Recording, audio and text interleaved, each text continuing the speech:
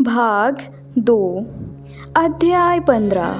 अध्याय 15 में उस दुर्भाग्यपूर्ण घटना का वर्णन है जहाँ से महादेव और दक्ष के बीच शत्रुता की शुरुआत हुई।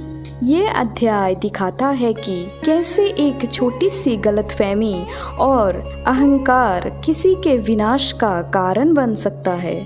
सृष्टि के विस्तार के लिए एक बार प्रयागराज में एक विशाल यज्ञ और सभा का आयोजन किया गया, जिसमें सभी देवता, ऋषि और प्रजापति आमंत्रित थे। जब प्रजापति दक्ष उस सभा में पहुंचे तो उसके तेजस को देखकर सभी देवता और ऋषि अपने अपने स्थान से खड़े हो गए और उनका सम्मान किया।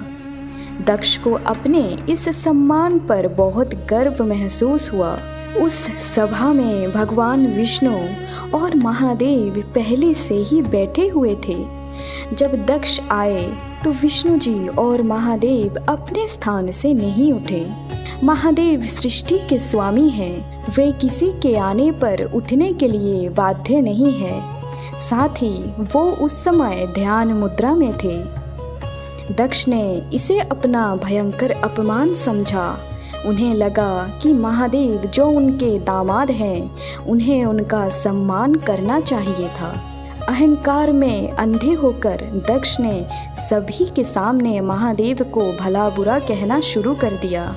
उन्होंने कहा, ये बैरागी जो शमशान में रहता है, जिसके पास ना कोई कुल है और ना कोई मर्यादा, उसने मुझ जैसे प्रजापति का अपमान किया है।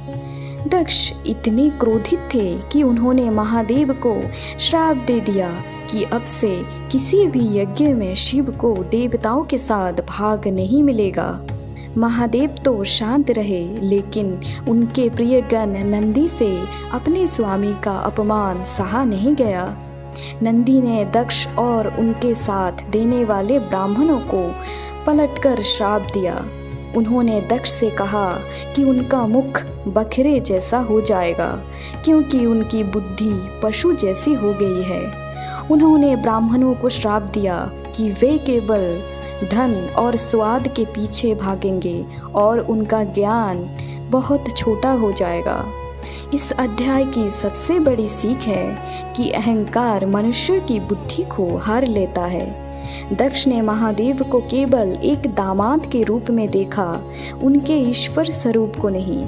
ये हमें सिखाता है कि सम्मान मांगने से नहीं बल्कि विनम्रता से मिलती है।